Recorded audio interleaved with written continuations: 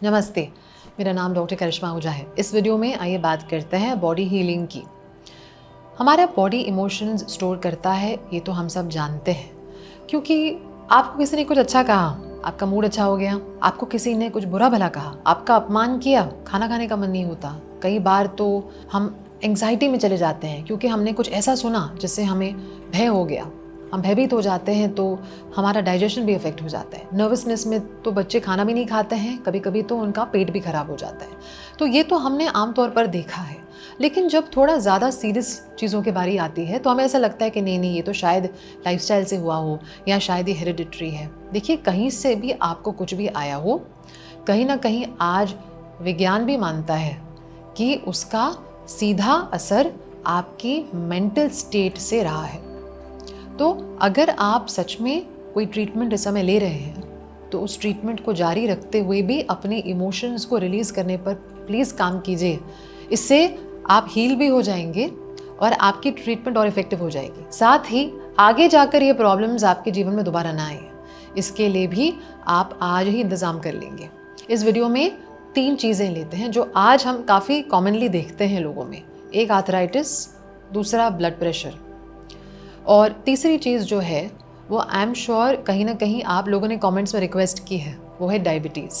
क्योंकि ऐसे बहुत सारे कमेंट्स आए कि डॉक्टर आप डायबिटीज़ पर एक वीडियो बनाइए। तो मैंने सोचा ये तीनों चीज़ें आज इस वीडियो में लें, क्योंकि इन तीनों का लिंक कहीं ना कहीं आपकी इनर मेंटल स्टेट से और आपकी सप्रेस्ड इमोशंस से। सबसे पहले आते हैं आर्थराइटिस पे। ज़्यादातर जिनको आर्थराइटिस की प्रॉब्लम है, या शायद अगर आप जानते हैं आपके परिवार से, फ्रेंड सर्कल से किसी को है, तो ऐसे कुछ इमोशंस इनमें कॉमनली देखे गए हैं, जैसे कि बहुत स्ट्रांगली ओपिनियनेटेड होना। आम तौर पर ये लोग जो है ना, वो अपने ओपिनियंस स्ट्रांगली रखते हैं। उन्हें पता है ये सही है, ये गलत है, मुझे ये करना है, नहीं करना है। बट कई बार थोड़ी फ्रस्ट्रेशन सी आ जाती है क्योंकि उन्हें दूसरों का भी सुनना पड़ता है। दूसरे उन्हें कभी कभी प्रेशराइज करते हैं तो वो कर तो लेते हैं, उनके अंदर एक रिबेल सी उनके अंदर चलती रहती है कि ये मुझे नहीं करना था लेकिन मुझे करना पड़ा। तो ऐसा इनके साथ होता है क्योंकि वो कभी कभी फ्रस्ट्रेट हो जाते हैं और अपने एंगर को एक्सप्रेस नहीं कर पाते हैं। अपने साथ नाखुश होते हुए दूसरों के साथ भी वो ज़्यादा कंप्लेनिंग रखते हैं। इसका मतलब छोटी छोटी बात माइंड में रखते हैं, उसने ऐसा किया, उसने वैसा नहीं किया, उसने मेरी मदद नहीं की, 4 साल पहले मैंने उन्हें फ़ोन किया था, उन्होंने मुझे सपोर्ट नहीं किया। देखिए, इनका मन ऐसे चलता रहता है पास्ट में कि उसने किस तरह मुझे डिसअपॉइंट किया। तो ज़्यादातर आर्थराइटिस में सेल्फ क्रिटिसिज्म, दूसरों से नाराज़गी और फ्रस्ट्रेशन अंदर ही अंदर कि सब कुछ आपके हिसाब से नहीं हो रहा है, वो ज़्यादा देखा जाता है। इस कारण क्या होता है, उनकी बॉडी में वो टाइटनेस आ जाती है और वो अक्सर आती है फ्रस्ट्रेशन से, लोगों और परिस्थितियों से खुश ना होना, और ऐसे सारी एक्सपेक्टेशंस जो उनकी मीट नहीं होती हैं, वो सब कुछ उनके बॉडी में रह जाता है, जिस वजह से काफ़ी हद तक आर्थराइटिस उनकी डे टू डे लाइफ को अफेक्ट करता है। लेकिन ये मैनेजेबल है। आप अपने इमोशंस पर काम करें, खास तौर पर फॉरगिवनेस, रिलीजिंग पे काम कीजिए। जिनसे भी आपको प्रॉब्लम है उनके बारे में सोचकर अपने आप को याद दिलाइए कि इनसे मैं क्या सीख रही हूँ, मुझे अपने ऊपर क्या काम, मुझे कौन सी एनर्जी चाहिए। हाँ, मुझे रिस्पेक्ट चाहिए, मुझे अंडरस्टैंडिंग चाहिए, वैल्यू चाहिए। मैं अपने आप को ये बोलती रहूँगी। उनके बोलने का मुझ पर नेगेटिव असर हुआ, हाँ हुआ, तो मैं अपने आप को अच्छा बोलूँगी, असर नहीं पड़ेगा, 100% पड़ेगा। आपका सबकॉन्शियस माइंड उसको भी लेगा। उसके लिए तो वो भी सेम है, आप भी सेम है। वो तो सिर्फ सुन रहा है, डाइजेस्ट कर रहा है, कुछ भी वो नकार नहीं सकता। तो आज से करना शुरू कीजिए। और एक एफर्मेशन जो आपकी बहुत हेल्प कर सकता है, मैं शांति से, प्यार से अपने जीवन में आगे बढ़ रही हूँ। क्योंकि नॉर्मली आर्थराइटिस में क्या होता है ना, हम रुक जाते हैं वहाँ पे, mentally emotionally we feel stagnant, हम अटके हुए हैं। तो ये एफर्मेशन कि मैं शांति और प्यार से आगे बढ़ रहा हूँ या बढ़ रही हूँ जीवन में, ये आपकी बहुत हेल्प करेगा। अब आते हैं ब्लड प्रेशर पे। अगेन बहुत कॉमनली पाया जाता है। आजकल तो हर कोई समझेगा कि ब्लड प्रेशर है, अच्छा टेंशन है, स्ट्रेस है, एंग्जाइटी है, वो तो हम जानते हैं। इसके तो नाम में ये प्रेशर है। तो कहीं ना कहीं हमें तो पता है कि कोई दबाव जब हम महसूस करते हैं, स्पेशली पास्ट को लेकर थोड़ा फियर भी होना, हर चीज़ में ना थोड़ा ओवरवेलमिंग सी फीलिंग आना कि बहुत कुछ है करने को, कैसे होगा, कैसे हम कर पाएंगे, होगा नहीं होगा, ये सारे थॉट्स जो हैं अक्सर उन लोगों में पाए जाते हैं जिनको ब्लड प्रेशर की प्रॉब्लम होती है। वो एक्सपेक्टेशन खुद से भी बहुत रखते हैं और इसीलिए ज़्यादातर उनमें परफेक्शनिज्म की भी प्रॉब्लम होती है। यानी वो चीज़ों को एक तरीके से करना चाहते हैं, जब वो नहीं होता ना, फ्रस्ट्रेशन से, एंगर से खुद के तरफ भी उनका डायरेक्ट होता है। इससे और टेंशन, कहीं ये मिस्टेक फिर ना हो जाए, कहीं ये हाथ से छूट ना जाए, कहीं ये प्रॉब्लम मेरी हमेशा के लिए रह ना जाए, कहीं वक्त ना निकल जाए, ये सब थॉट्स में वो इतना बर्डन फील करते हैं। ये टेंशन उनके हार्ट और ब्लड वेसल्स पे आता ही आता है, जिस कारण ब्लड प्रेशर से उन्हें सफ़र करना पड़ता है। सल्यूशन क्या है? सल्यूशन एक ही है, आप फेथ डेवलप कीजिए। अब जैसे कि आपका बॉडी आपका खाना डाइजेस्ट करता है, आपका काम होता है कि आप चुन लो मुझे क्या खाना है, मेरे लिए हेल्दी क्या है। आपने चुना, आपने खाना परोसा, आपने इस खाने को अपने मुंह में डाला, ये आपने अपनी ड्यूटी निभाई। उसके बाद आपकी डाइजेशन कैसे हो रही है नहीं हो रही है, आप थोड़ी इंटरफियर कर रहे हैं, आपने छोड़ दिया बॉडी पे। उसी प्रकार हमारे अंदर एक इंटेलिजेंस है जो हमारे सारे कार्यों का न्याय करती है, हमारे सारे कार्यों और एनर्जी को संभालती है। इसीलिए हमें क्या करना है? फेथ डेवलप कीजिए, मेरे साथ हमेशा अच्छा होता है।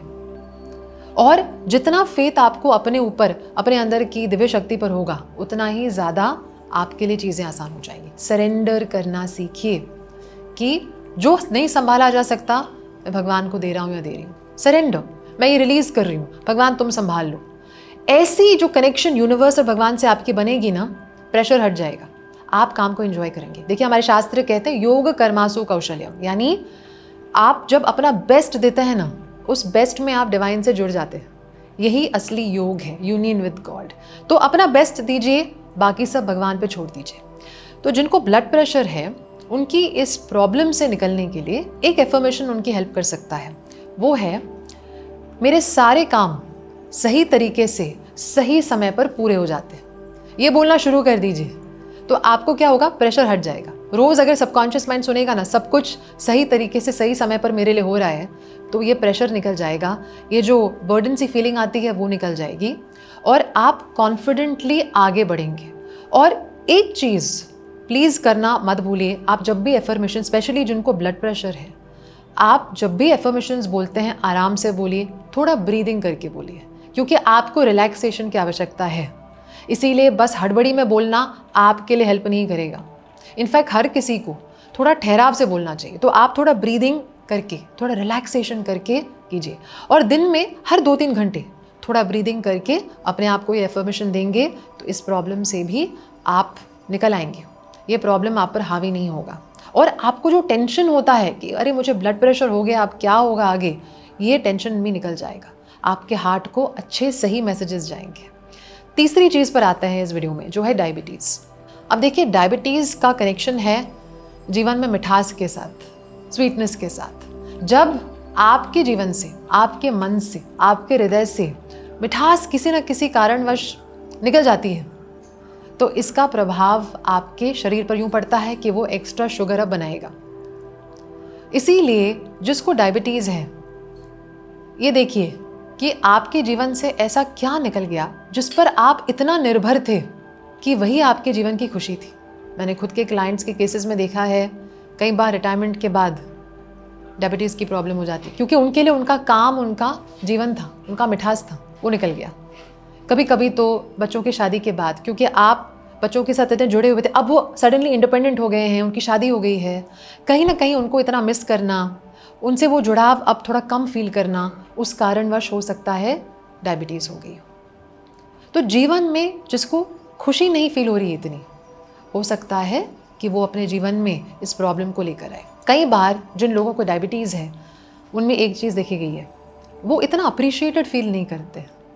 अगर उन्हें इतना प्यार मिलता दूसरों से, तो उनके अंदर की जो मन की मिठास है वो कम नहीं होती, बट सामने वालों से उन्हें इतनी लव, रिस्पेक्ट, अप्रिसिएशन नहीं मिलती।